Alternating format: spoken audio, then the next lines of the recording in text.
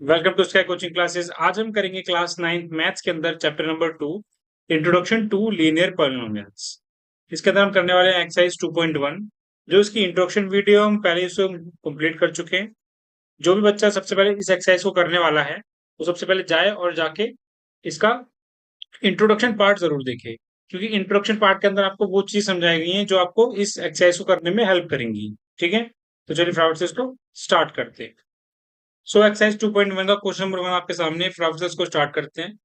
Find the degrees of the following polynomial. हमसे कहा गया, हमारे सामने चार पॉलिनोमियल दिए गए हैं और हमसे कहा गया बताइए कि उनकी डिग्री क्या है।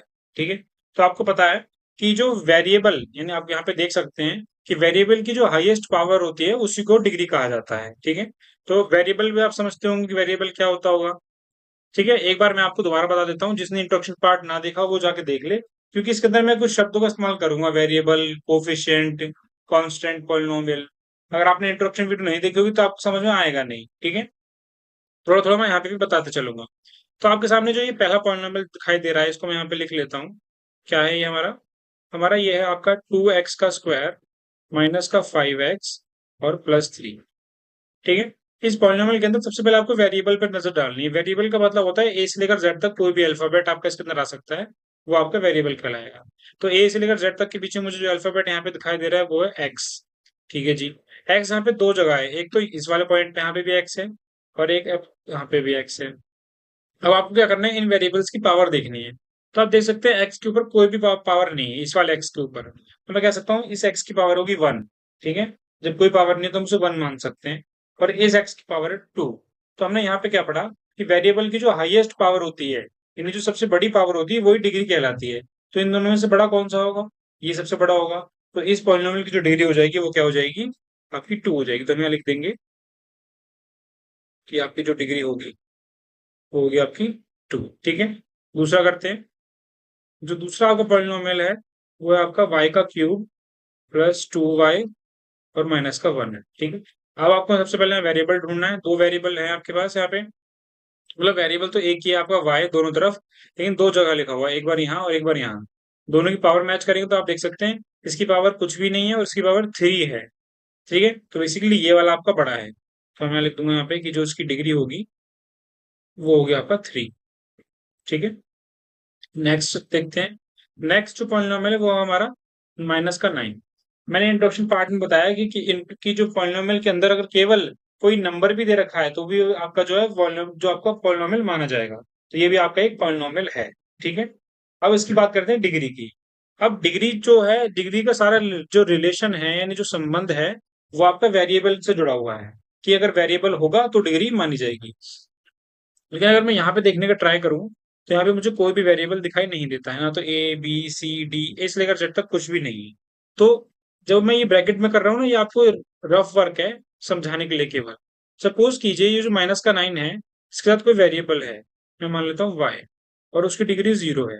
और आपको मैं बता दूं किसी भी वेरिएबल की डिग्री अगर 0 होती है ना तो उसको 1 के बराबर माना जाता है।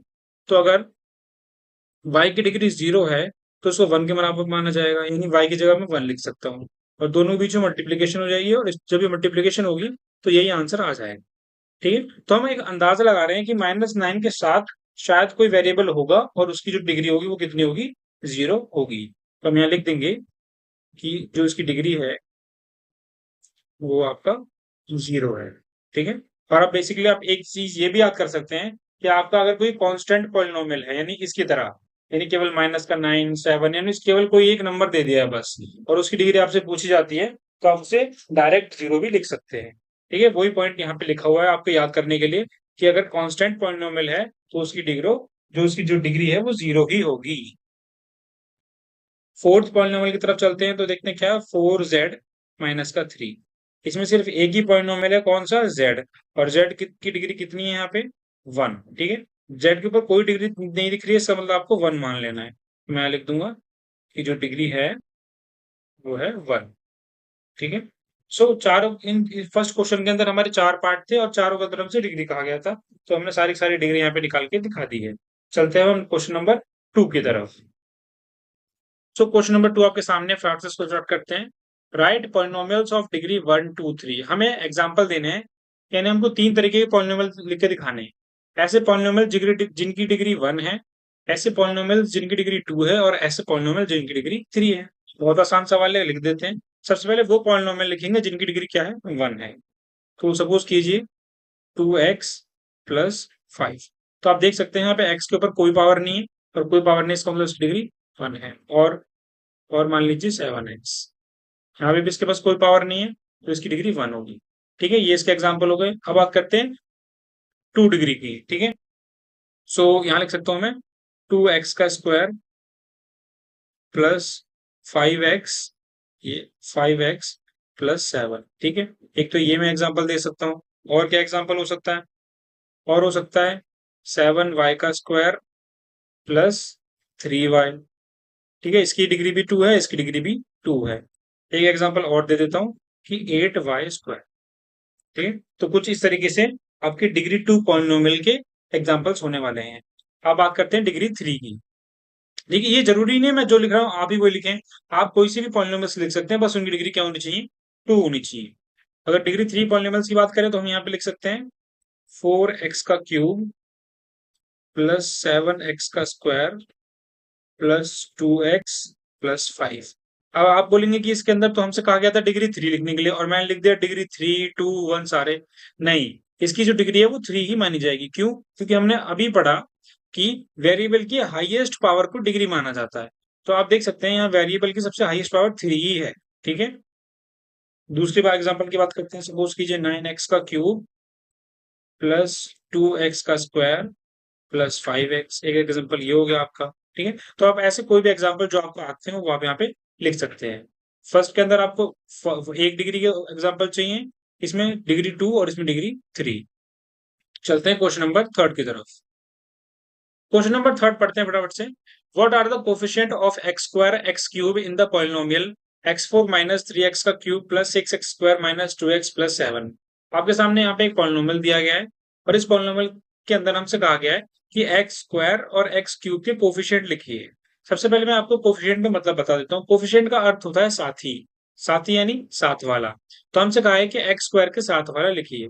तो आप अगर इसके अंदर देखेंगे तो x स्क्वायर आपको यहाँ पे दिख रहा है, और इसके जो साथ वाला है वो है आपका प्लस का 6। तो मैं लिख दूंगा प्लस का 6। ठीक है, प्लस लगाओ ना लगाओ, अगर आप 6 लिखते तो भी आपको पता है वो प्लस का 6 ही माना जाएगा।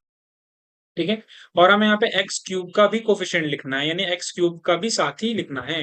तो एक्स क्यूब कहाँ पे है? यहाँ पे। और इसका साथी कौन है? ये माइनस का 3। तो अब मैं लिख दूंगा यहाँ पे माइनस का 3। ठीक है, तो दोनों के कोफिशिएंट पूछे थे और कोफिशिएंट हमने यहाँ पे बता दिए। चलते हैं क्वेश्चन नंबर 4 की तरफ। Question number 4, what is the coefficient of z in the polynomial 4z cube plus 5z square minus 11। आपके सामने यहाँ पे एक पॉलिनोमियल दिया है। ठीक है, इस पॉलिनोमियल के अंदर हमसे कहा गया है कि z का कोफिशिएंट लिखिए। कोफिशिएंट का अर्थ साथी। तो आप देख सकते हैं यहाँ पे z तो है ही नहीं। ठीक है, तो मैं आपको बता देता हूँ, जब भी आपको पॉलिनोमियल के अंदर एक ऐसी चीज बोली है जिसका जो वहां पे उपस्थित ही नहीं है, मतलब वहां पे है ही नहीं वो चीज, और उसका वेरिएबल लिखने को कहा गया है, तो आप यहाँ पे आराम से 0 भर सकते हैं। क्योंकि यहाँ पे z तो है ही नहीं, तो z ही नहीं है तो उसका यहाँ पे कोफिशिएंट ही नहीं होगा, तो कोफिशिएंट आप 0 भर सकते हैं। लेकिन ये कैसे होगा, आप इसको जरा समझ भी लीजिए। कैसे देखते हैं, देखिए, ये जो मैं आप करूंगा केवल समझने के लिए है, वो आप डायरेक्ट 0 लिख के भी जा सकते हैं। 4z का क्यूब प्लस 5z का स्क्वायर। ठीक है, अब सपोज कीजिए यहाँ पे कोई नंबर है, जैसे वो नंबर 0 है, और उसके साथ z आपका दे रखा है वेरिएबल के रूप में, और यहाँ पे माइनस का 11। ठीक है, अगर ऐसा होता तो 4z, तो मैं जब मैं इसको सॉल्व करता तो 4z का क्यूब एज इट इज लिख देता, 5z का स्क्वायर एज इट लिख देता।